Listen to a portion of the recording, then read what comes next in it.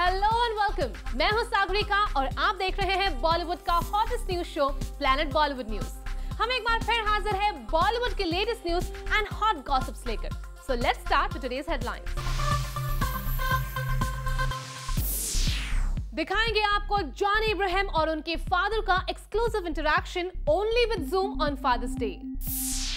और दिखाएंगे आपको इस पूरे वीक सुर्खियां बनाने वाली टॉप स्टोरीज का काउंटडाउन। फादर्स डे को स्पेशली सेलिब्रेट किया एक्टर जॉन इब्राहिम ने जूम के साथ, जहां पहली बार वो अपने डैड के साथ आए। यहां हमसे इन बेटे पिता की जोड़ी ने किया खूब इंटरैक्शन। चलिए आप भी देखिए। The relationship you have with your father is very special to each one of you. And today, this one actor who's very proudly standing with his father and telling us how his relationship is. John, first of all, I think it's great to see you standing with your father. You look slightly nervous, or is it just... No, I'm not nervous at all. And it's good to see my daddy. I just told him that usually you see a co-star here, and today it's my dad. Is he always so like calm and patient, or is there a side that we don't know to him that you can tell me? Yeah. He is very calm. Always. He cool, is? very cool. He's always... Does that quality come from you? That I don't know. No? What would you say? Does that come from him? I think that comes from my dad because my mom is a little eccentric. Yeah. Huh? Mom is a little crazy. Huh? I dare not say that. Yeah, you'll have to go home. Yeah, you have to go home, so you can't. But you know, talking about everybody takes that one quality from your father, and you want that. I wish one day when I grow up, I am like him in this way. What was that part of his personality that you always wanted to have in you? I think my father's been probably the most honest man I know. I remember him telling me that he said, son, whatever happens, even if you go without a meal, don't ever take a bribe, don't cheat anyone. And that's how he's lived his life. Have you always seen this, somewhere like people say that I knew my son is going to be like a doctor. A lot of fathers say. But could you predict what he's going to be? Did you think he's going to want to be this extremely solid? I wanted him to be a man. That's it. Ooh, I like that. And do you think he's been the right kind of man? Yes, because both my boys. That is so sweet. But what is one thing that you see has really changed in him from when he was a child? But to be very honest, Yeah. I'm more proud about my father than my sons. Okay. Because Like the way he feels about you. For me, he was a superman. Absolutely. So for them, they are really achieved something, and I'm very happy about it. Yeah. And they're still to achieve more. Yeah. Yeah?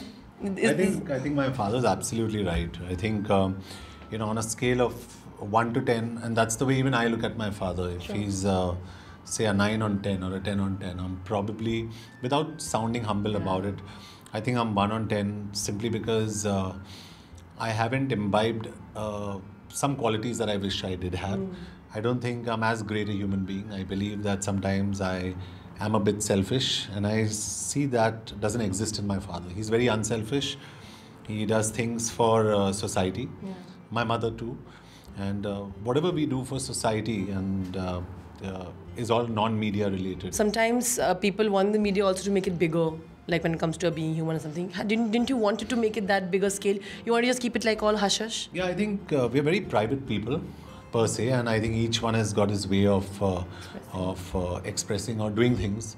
And I think the way we are doing it is probably very effective for us. Sure.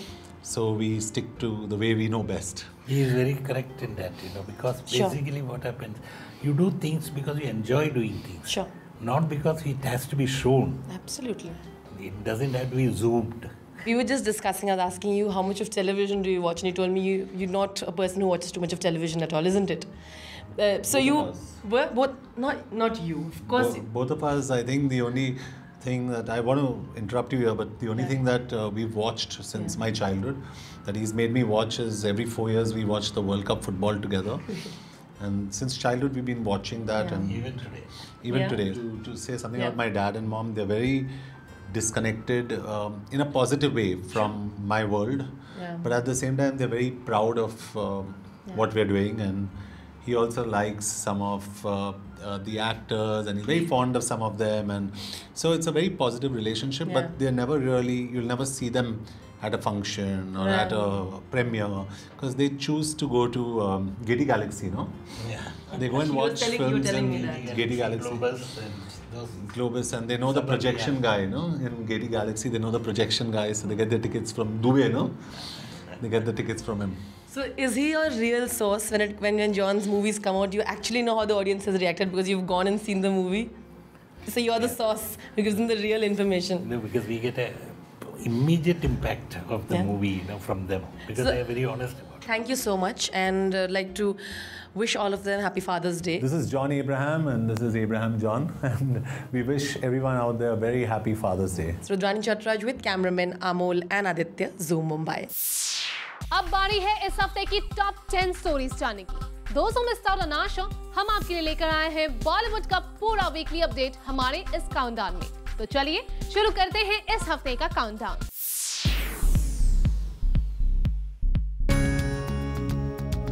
Parineeti Chopra यूं तो अपनी फिल्मों को लेकर news नहीं बना रही, पर उनके सिक्योरिटी जरूर बज़ क्रिएट कर रहे हैं, जिसने हमारे काउंटडाउन में भी हलचल मचा दी है। जी हां, ढाका में परिणीति चोपड़ा के शो में हुआ हंगामा। परिणीति को अपने फर्स्ट बांग्लादेश विजिट के दौरान लगा डर। रिसेंटली परिणीति चोपड़ा एक फैशन शो को अटेंड करने पहुंची बांग्लादेश। परिणीति चोपड़ा यहां खुद अपनी फैन फॉलोइंग को देखकर हैरान थी, क्योंकि इतने सारे लोग परिणीति के झलक पाने के लिए यहां बेताब थे। बांग्लादेश की मीडिया भी परिणीति से इस विजिट पर बात करना चाहती थी, लेकिन रिपोर्टेडली ऑर्गेनाइजर्स ने परिणीति के इवेंट को कैंसिल कर दिया, जिसके बाद हंगामा खड़ा हो गया। कहा जा रहा है कि इस इवेंट पर मौजूद प्रेस रिपोर्टर्स को यहाँ की सिक्योरिटी ने बुरी तरह से असॉल्ट किया, जिसकी वजह से ये पूरा इवेंट एक बड़ी कंट्रोवर्सी में बदल गया। परिणीति ने अपने साथ हुए इस इंसिडेंट के बारे में सोशल मीडिया पर लिखा, lovely meeting fans in Dhaka, the chaos was scary but felt good। साफ है, परिणीति चोपड़ा यहाँ अपने फैन से मिलकर खुश तो थी, लेकिन इस इवेंट पर हुए chaos ने उन्हें डरा जरूर दिया था।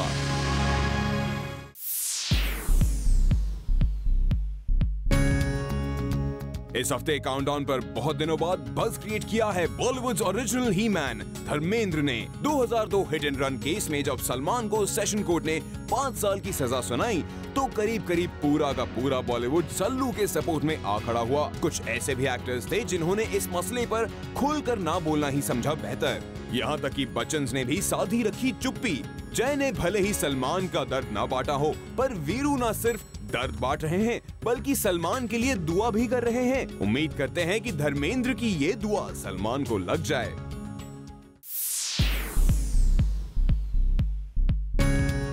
इस वीक हमारे काउंटडाउन में प्रियंका भी है शामिल। प्रियंका चोपड़ा की फिल्म गंगाजल 2 को लेकर खड़ा हो गया है हंगामा।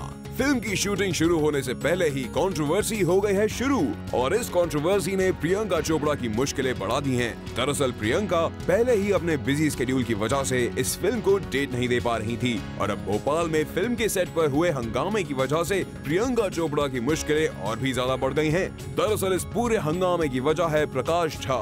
प्रकाश झा ने अपनी पिछली फिल्म की शूटिंग भी भोपाल में ही की थी, लेकिन यहाँ उन्होंने अपने पुराने कुछ ड्यूज क्लियर नहीं किए हैं, जिसकी वजह से यहाँ के लोकल्स नाराज हैं, और अब वो फिल्म की शूटिंग तभी शुरू करने देना चाहते हैं जब प्रकाश अपने ड्यूज क्लियर करें। इस पूरे मामले ने प्रियंका की मुश्किलों को बढ़ा दिया है।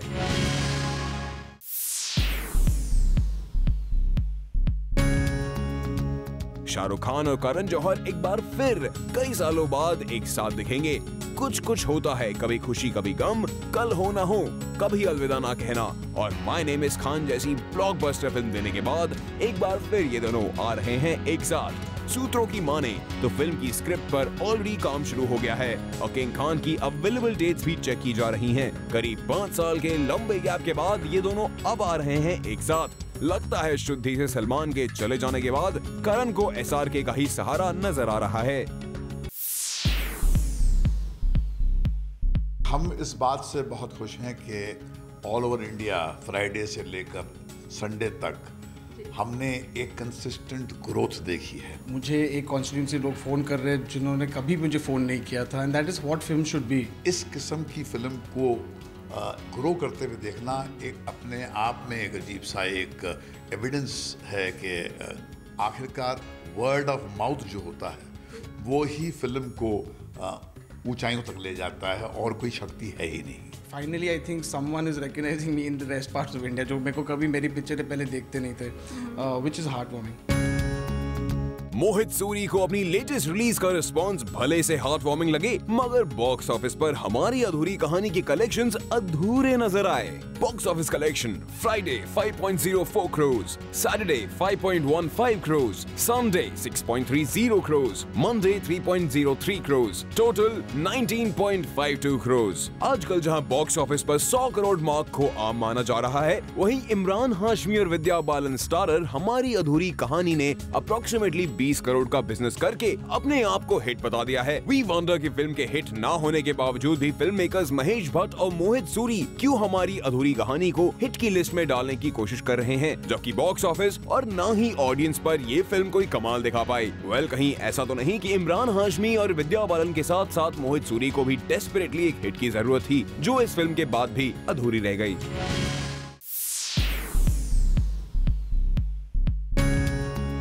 इस हफ्ते काउंटडाउन पर बज़ क्रिएट किया है ऋचा चड्ढा ने।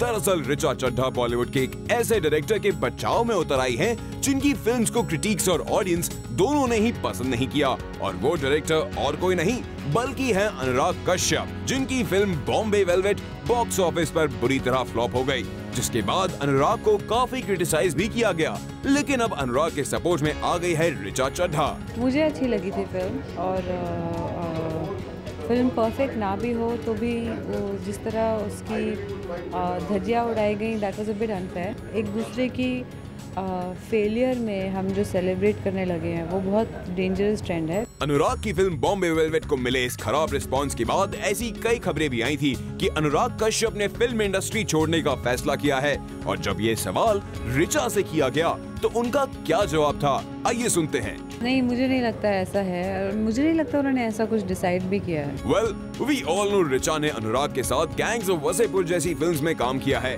और इन दोनों की बॉन्डिंग भी काफी स्ट्रॉन्ग है।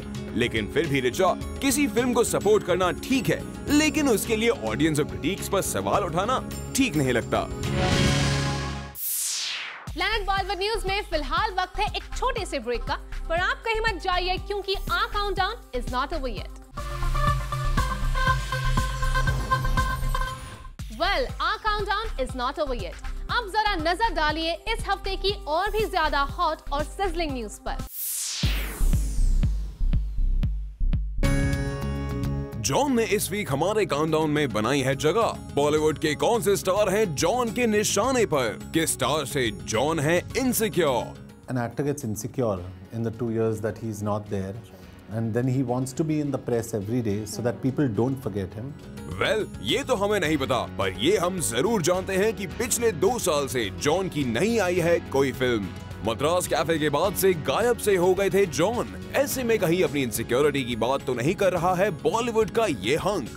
Either an actor gets insecure in the 2 years that he's not there, and then he wants to be in the press every day so that people don't forget him, or you're secure about where you are and what you're doing, and you're okay with not being there. So I think at this point of time, I am the latter. I'm okay. I'm okay not being there. John की ये बात सुनकर साफ हो जाता है कि वो बिल्कुल भी नहीं है इनसिक्योर, कम से कम उनकी नजरों में तो नहीं। इनफैक्ट वो तो जूम के साथ बड़ी कॉन्फिडेंटली ये बात शेयर कर रहे हैं कि खबरों में नहीं रहना है उन्हें पसंद। I don't need to be in the papers every day, and I honestly don't enjoy being in the papers when I don't deserve to be there. John भले ही कितनी सफाई दें, पर लोग तो यही कह रहे हैं कि वो अपनी इनसिक्योरिटी छुपाने की कहीं न कहीं कर रहे हैं कोशिश।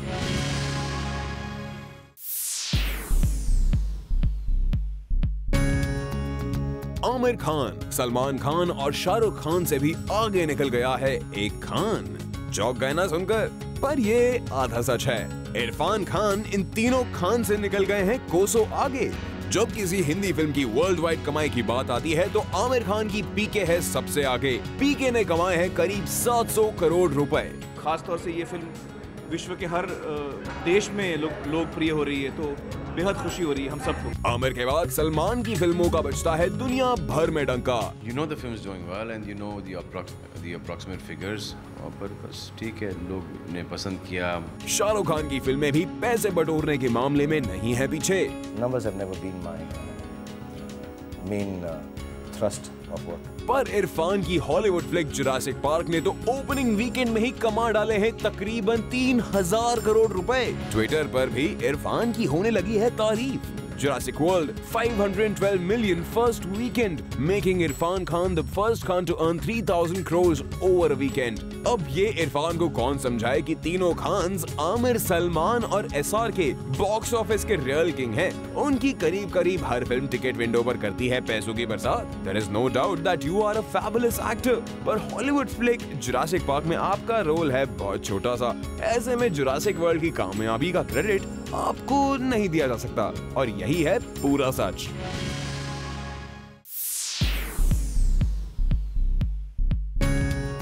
लगता है कि कटरीना के साथ सलमान नहीं रखना चाहते अब कोई भी रिश्ता। सूत्रों के मुताबिक सलमान ने कटरीना के साथ एक एड फिल्म में फीचर होने से कर दिया है साफ इनकार। आपको ये जानकर हैरानी होगी कि इस एड में साथ नजर आने के लिए इन दोनों को मिलने वाले थे पूरे 7 करोड़ रुपए। बावजूद इसके दबंग खान ने नहीं दिया ग्रीन सिग्नल। मजे की बात यह है कि कटरीना ने अपनी ओर से इस एड के लिए कर दी थी हाँ। एक था टाइगर के बाद सलमान के साथ फिल्म ना सही, एड में आने के लिए ही कटरीना थी बेकरार, पर सलमान की ना ने उनकी उम्मीदों पर फेर दिया पानी। इससे पहले सुल्तान फिल्म में भी सलमान ने नहीं होने दी कटरीना की एंट्री। दरअसल जब सलमान को पता चला कि सुल्तान में उनके ऑपोजिट कास्ट करने के लिए किया गया है कटरीना को अप्रोच, तो उन्होंने सीधे सीधे फिल्म मेकर्स को दे दी हिदायत कि कटरीना को नहीं किया जाए साइन। अब सलमान कुछ बोले और फिल्म के डायरेक्टर प्रोड्यूसर ना सुने, ऐसा तो हो नहीं सकता। दरअसल सलमान ने अब बना ली है एक पॉलिसी, और वो पॉलिसी है अपनी एक्स गर्लफ्रेंड्स के साथ किसी तरह का कोई ताल्लुक नहीं रखने की। एक चैट शो के दौरान सलमान ने कहा था कि you want them to be happy, you want them to be well settled, you want them to be a part of the new families. I try and not come into people's face, I try and stay away. One fraction can also come and say that your wife or girlfriend that night or months later and question them, and a husband or boyfriend will ask what you were doing. The only person I have been in touch with so many years was Somi, but now suddenly we have lost touch too. But it is only fair that she moves on. तो देखा आपने सलमान की दरिया दिली। कटरीना की खुशी के लिए उन्होंने ठुकरा दिए 7 करोड़ रुपए। प्लैनेट बॉलीवुड न्यूज में फिलहाल वक्त है एक छोटे से ब्रेक का, बट डोंट गो एनीवेयर, क्योंकि इस ब्रेक के बाद आपको दिखाएंगे इस काउंटडाउन के टॉप स्लॉट की स्टोरीज जिन्होंने क्रिएट किया maximum buzz. Now it's time to find out कि इस वीक हमारे काउंटडाउन में सबसे ऊपर जगह किस स्टोरी ने बनाई है, किस स्टार ने क्रिएट किया maximum buzz. Let's find out.